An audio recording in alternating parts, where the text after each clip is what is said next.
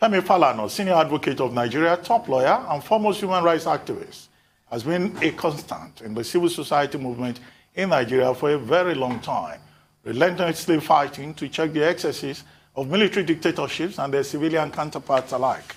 In the course of his activism, he has at various times paid the price with his freedom, spending lengthy periods behind bars as the system fought back. Critically, Falano SAN has also been on the ballot as a candidate of a political party called the National Conscience Party. That, however, the fact that he lost out was no deterrent, and with another round of elections in the horizon, he, in the company of like-minded stakeholders, are getting ready to go again, this time exploring the possibility of a progressive coalition on the platform of the People's Alternative Political Movement. He now joins us from here in Lagos to talk about this new movement, in addition to emerging issues from the ongoing battle over judicial autonomy in Nigeria. Good morning. Welcome to the program, Mr. Falano. Thank you for joining us. Good morning, Ruben. Good morning. Thank you very much for this opportunity once again. Thank you. Well, let me just put it like this. What is new? The People's Alternative Political Movement. How is it different from other groups that we have? Talking more or less about the same thing. The incompetence of the elite, the need to restructure Nigeria. What exactly is new, and who are involved? Well, we're worried over the state of the nation, over the parlous state of the nation. We are worried over insecurity, worsening security in the country, and we are worried over the frustration and disenchantment of the youths that has recently led to separatist agenda or demand for the Balkanization or Pakistanization of the country. Hence, we met recently in Abuja, about 21 groups, political parties, labor organizations, human rights bodies, and other civil society organizations. And we reviewed the state of the nation for a couple of days. At the end of the review, we came to the irresistible conclusion that we can no longer stand by, or rather, stand on the sidelines while anti-democratic forces and political buccaneers continue to keep our country underdeveloped. And so we have decided to intervene decisively in the political arena. What we have done so far is not to behave like bourgeois politicians by announcing the birth of a political party.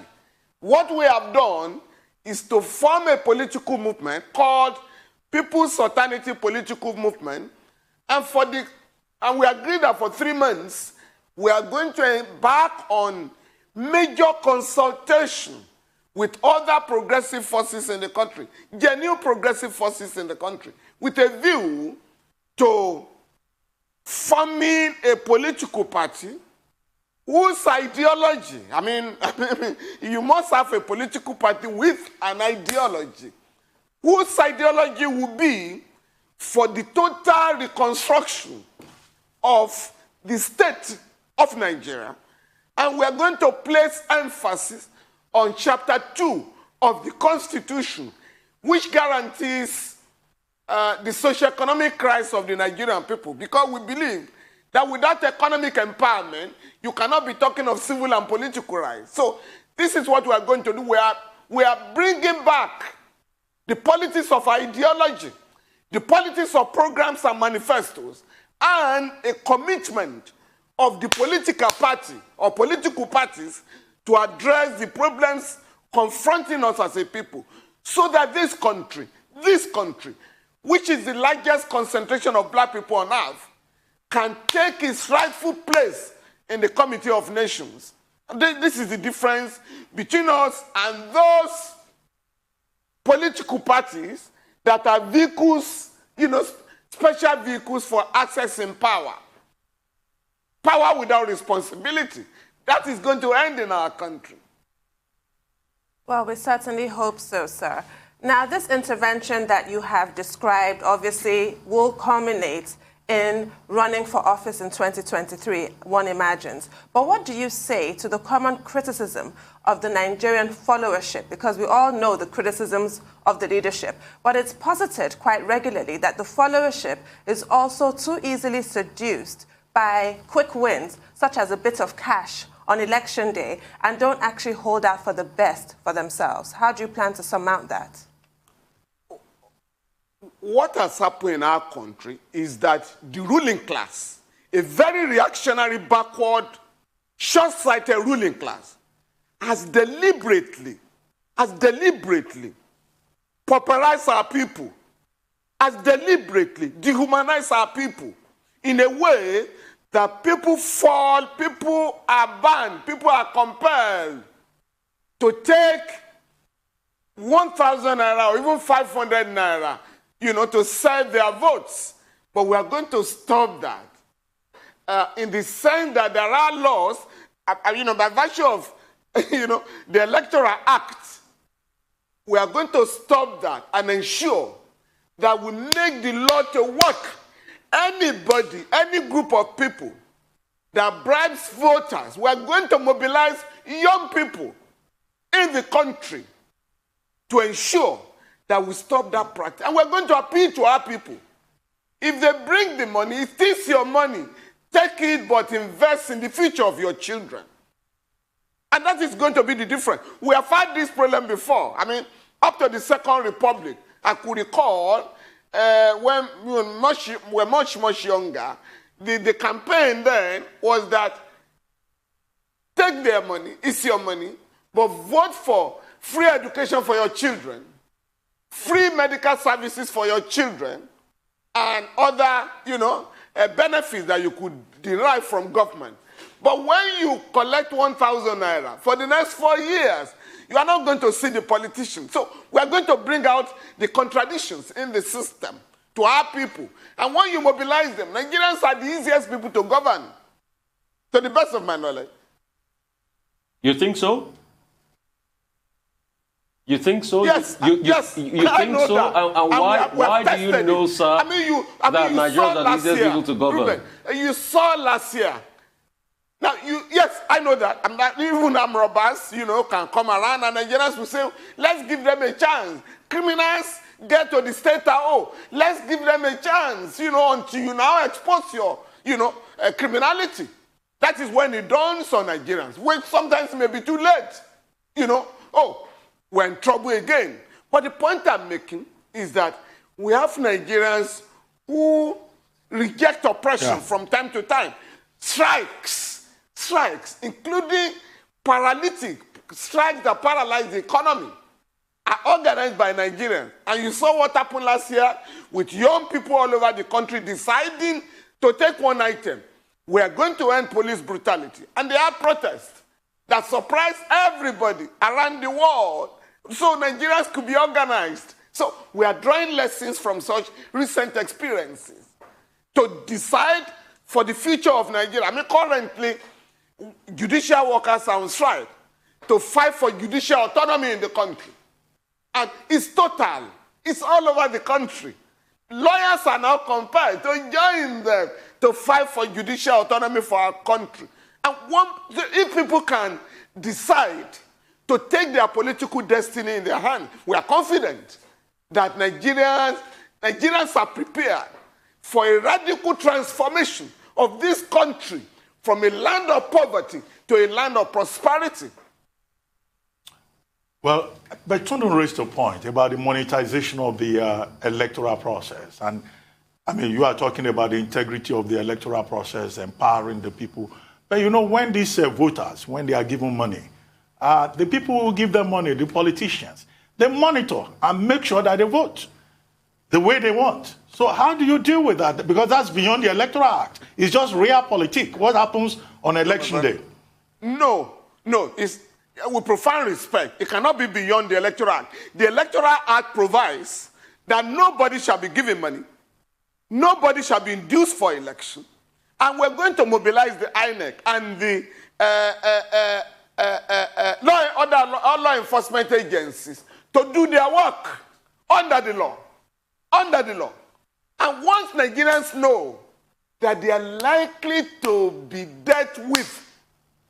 Nigerians are very interesting people. They will behave themselves. I take, for instance, when this Buhari regime came on board, many Nigerians have thought of the Buhari regime, Buhari regime of 1984. Quite a number of people ran out of the country. Some who could not explain their questionable wealth ran out of the country. Some left with their private jets. But as soon as they discovered that it was business as usual, everybody returned to the country. So the point I'm making, therefore, is that Nigerians are ready, Nigerians are determined, if mobilized, to do the right thing. This country, we are decaying culture in our cities, particularly in Lagos. But when Nigerians discovered that nobody was going to enforce the law, or that people in government were jumping queues, everybody went back to criminality. So, and that is why it is said that the ideas of the ruling class, I think it was Karl Marx that made the point, that the ideas of the ruling class are the prevailing ideas in any historical epoch. If the leaders are disciplined, if the leaders are not corrupt, if the leaders demonstrate and show good example, the followership will, the followers will follow, and that is it. That is logic. I mean, it's logical. And that has been the experience of this country. Well, Nigerians embraced the Murtala Muhammad regime, for instance, of 4 military regimes in the country. For 6 months, Nigerians identify with that regime. But since then, or take, for instance, in Burkina Faso, of all the military dictators in Africa, Thomas Sankara stood out. A young man who said, even though this is one of the poorest countries in the world, we are not going to take a loan. France came, the West came, IMF and World Bank. No, we don't need your loan. We are going to mobilize our people to develop this country. And that was what happened for 4 years. Those who killed him are now on trial. So the point I'm making, therefore, is that Africans can be mobilized. Africans are determined and they are yearning for good governments all over the continent. And wherever they have seen good governments, led by Nkrumah, Nyerere, Mandela, and the rest of them, Africans have always identified with them. And Nigerians are no exception. So please don't let's get, rather despondent and frustrated to accept, impunity as the order of the day. Well, I mean, all of this is very well articulated, but the concern is, well, can 21 organizations in civil society, do they have the capacity to come up with this radical intervention? What is the strategy of mobilizing Nigerians that are as divided as ever at the moment? Well, at the moment, Nigerians are divided because of the policies of the government. I mean, let me just tell you, one we have just taken up, from our movement. A body has just, the president sent nominees for the membership or the governing council of the National Human Rights Commission. Our movement studied this and discovered that it was full of lopsidedness. Whereas in one region of 7 states, out of 4 people nominated in that region, 3 came from one state. Heavy. Of the 6 geopolitical zone, nobody was nominated from the northeast zone, which recorded the highest number of human rights violations because of the counter-insurgency operation going on there. So I was asked to do a petition, write a petition to the Senate. And when the Senate members got and debated the petition, it was referred to a committee because of the seriousness of the allegations. Now, if we just simply throw up our hands in helplessness and you allow lopsided appointments to go on and be used to divide our people. We have a duty now to arrest such ugly development. And that is part of what our movement is doing. Once confidence is built, I can tell you this. We have also identified human rights lawyers in the 36 states of the Federation and Abuja, so that when our people's rights, the rights of Nigerians, the human rights of Nigerians are violated, trampled upon, we simply ask our lawyers to go and intervene. So by and by, our people will begin to have confidence in what we are doing, that this is different from those who are colluding with the neo-colonial state to oppress them. So that is the difference. And we are mobilizing based on the problems confronting our people. We are taking the electricity problem, for instance. We are taking security, for instance. We are challenging, those who are going around with AK-47 to attack our people, and all over the country. So we are addressing it. Those who are committing ritual murder, those who engage in armed robbery, and police parade them all the time. Our movement has decided to ask the police, where are these guys that you parade being tried? Have they been wasted, or are they on trial? So we're taking the problems confronting the country one by one, and we're talking of scientific solutions. Running a country is not rocket science. Taking security, for instance. An American was kidnapped, a 27-year-old American was kidnapped in Niger State.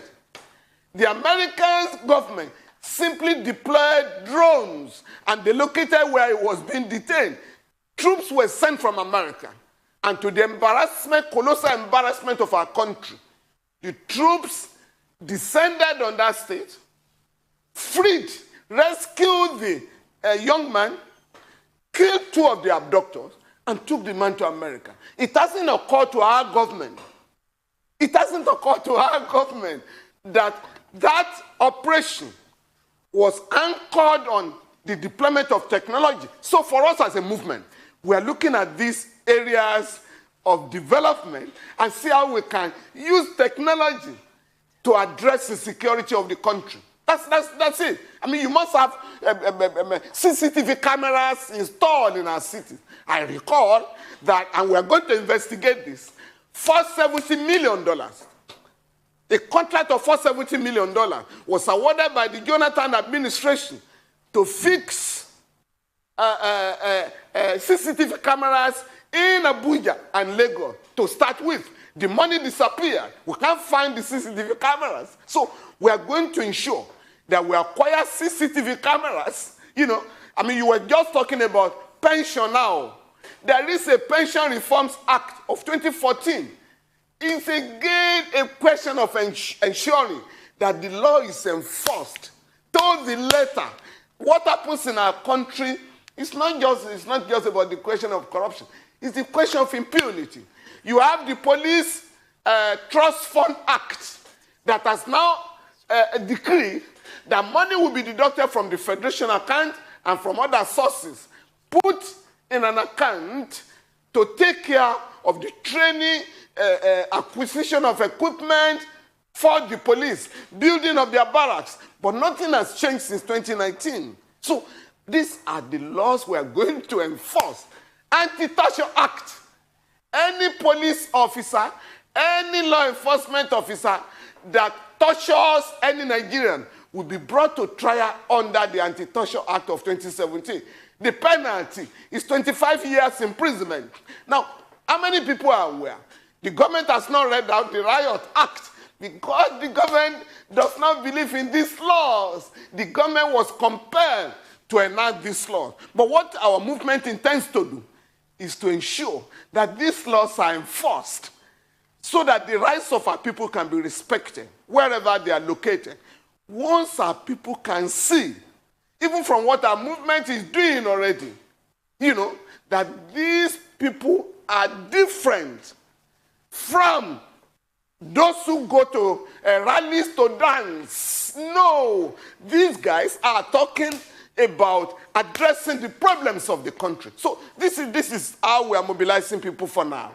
Okay, sir. I'd like to add or point out that Nigeria was in fact praised and thanked for our role in the rescue of Philip Walton. Nigerian intelligence played a part, so did that of Niger Republic, to help the American commandos swoop in and get their man.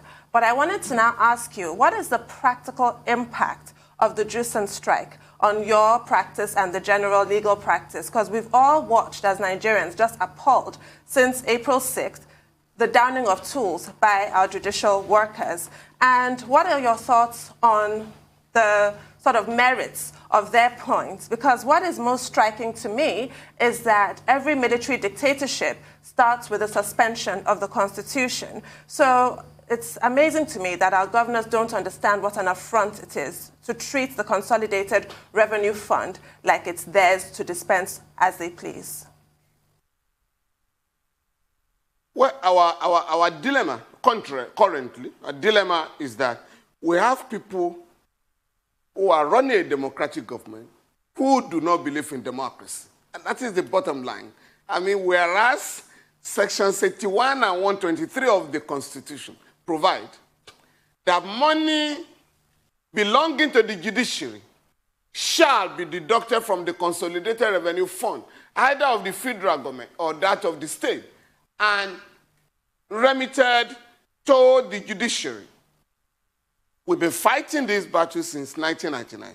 There are two court judgments, one by Judicial, one by Dr. Olisa Agbakoba SAN. Both judgments have been ignored. The president was compelled to enact Executive Order 10, of 2019. Again, this was challenged. Now, where are we now?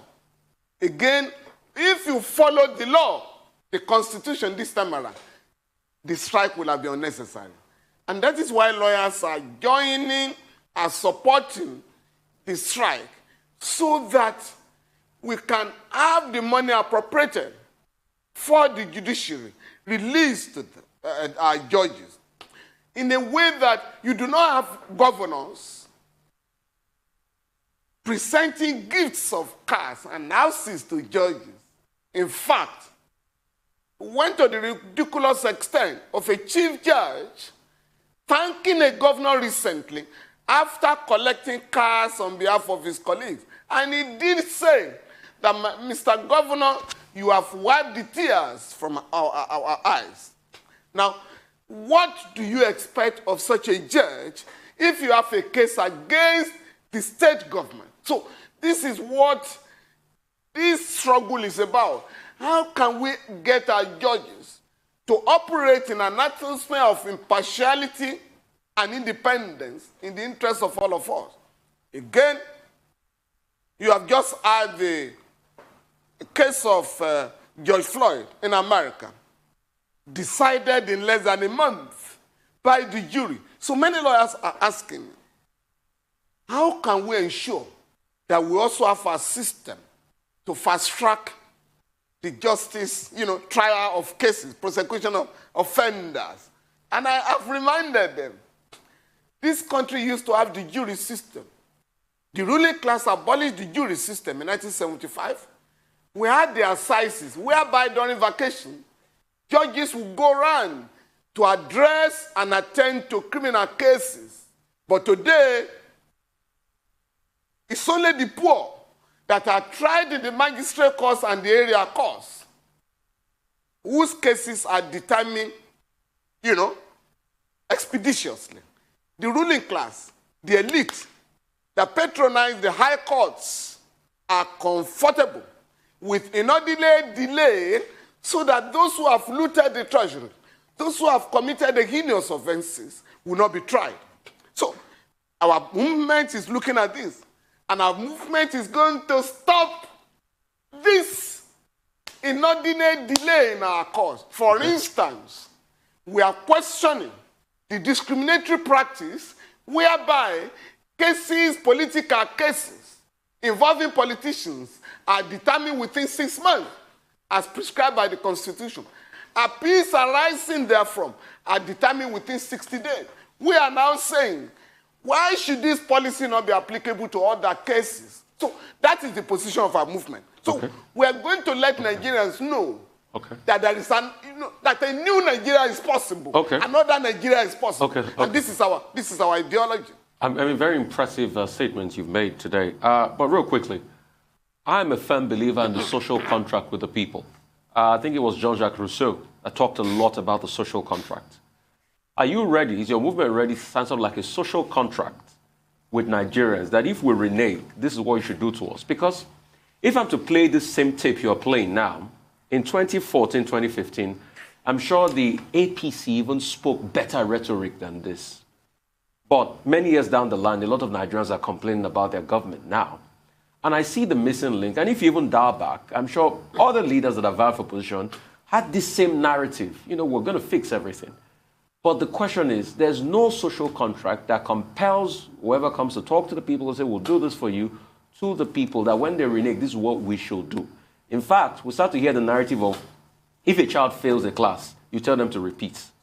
And that has become the norm in Nigeria. And that's a justification for another term, of office. You know, I've heard politicians say that if a child fails a class, if you not say we fail, then you tell us to repeat the class so we can do well. So that has become the narrative. Are you going to have a social contract with the people? And I'd like to hear what you want to do on power, because that really tickled me a little bit when you said it. Are you going to support cost-reflective tariff? What would you do to just push and turn things around in the power sector?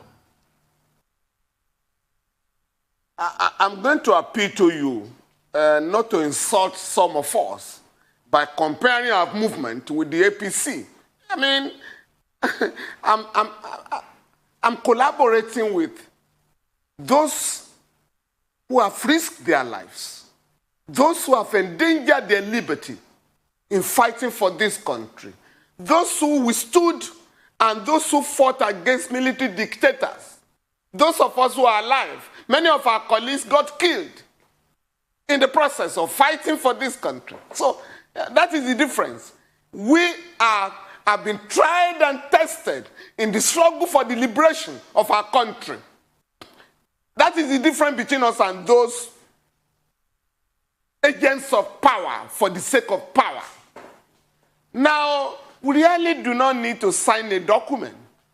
Our work, our pedigree, will convince our people that these guys are different. Because, and for us, a political party does not exist to acquire power. It's not a 2023 agenda. It's a daily agenda.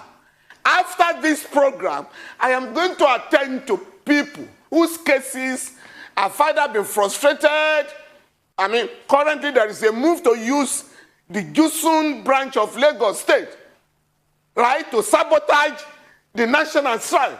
On behalf of the movement, I had called the chairman of Judicial this morning, and I've been told that this is being taken care of. I have called the president of the Nigerian Bar Association, Mr. Olu Akpata. What is the bar doing to ensure that this strike does not collapse? So for us, it's a daily affair. And I'm not talking of myself alone. My colleagues are also involved in this, what I will call genuine links, organic links with our people. We are sharing in their problems. We are participating in getting solutions to the problems confronting our people. So, and it's not limited to Lagos, it's all over the country. So, for us, that is the social contract.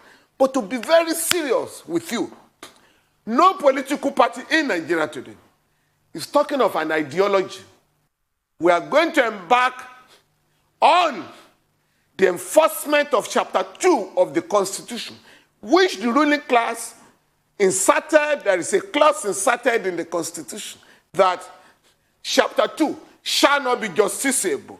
We are going to ensure that it's made justiciable. On security, on electricity, where we know the problems. We know the problems. This regime threatened, President Buhari threatened during the campaign that he was going to probe the $16 billion allegedly wasted on power. $16 billion to generate darkness. For us, we are going to examine every contract to ensure that those who had made away with the money to feed the electricity sector are brought back to perform their duty. Alternatively, they will go to jail, will recover the money and fix electricity. But beyond this business of national grid, we are going to empower every state government. That chapter, that area of the Constitution, the exclusive legislative list that talks about national grid. No, there will be no national grid. Every state, every local government, every estate will be allowed, as it is done in other parts of the world, to generate electricity. Right now, what we are wasting on generators, emitting, a lot of pollution everywhere in the country, is enough to fix the electricity sector. And Nigerians will pay if you are able to deliver. But we can't go on like this, increasing tariff without any responsibility. Let me remind you, and you can go and confirm this, before the privatization of the electricity sector, NEPA had become self-sufficient. NEPA was no longer getting allocation from the federal government. The workers warned Nigerians that privatization was going to worsen the situation. Again, we are going to look at that. But apart from talking about national grid and the rest of them, right now, state governments are empowered by the Constitution to extend and fix electricity, provide electricity in all the rural areas in the country. That gives state governments a lot of room to intervene in that sector. But for us as a movement, we have also decided to look at less expensive alternative energy areas like wind energy, solar energy, coal energy. So we're going to look at other areas so that every part of this country will have electricity, because without addressing the electricity crisis, you cannot develop, you cannot industrialize the country. Right now, we have looked at the problems of Ajaokuta. We know what it will cost to put Ajaokuta, in business. The same thing with Ascon,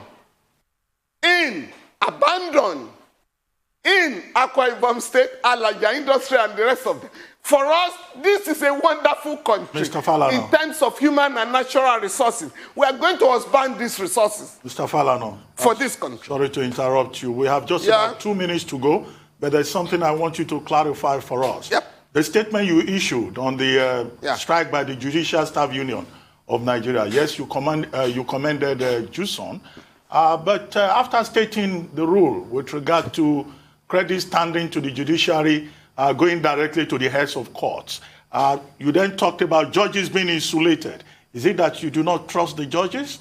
You talked about a transparency mechanism to be put in place. What is that transparency mechanism? The transparency mechanism that will be put in place will insulate our judges from the day-to-day management of funds, award of contracts, purchase of cars, contract to build houses and the rest of them, so that they can concentrate fully on the judicial function of discharging their responsibility of hearing and determining cases. Judges should not get involved in the management of funds. And so we must put in place, like they do in other countries, a system, totally, not under the control of the judges. The judges will simply submit their requests to that agency in the judiciary, that will be independent, whose members will be appointed transparently, so that you don't have a situation where House of Assembly members performing oversight functions will be harassing the chief judge of a state. That would not be okay. Or the EFCC, inviting the chief judge of a state to answer questions about mismanagement of funds. So this is why our organization believes that while we support financial autonomy for the judiciary, we must insulate our judges from the management of funds. Thank you very much, Mr. Falano, SAN. That's all we'll be able to take. Thank you for your insights. And all the best with the movement.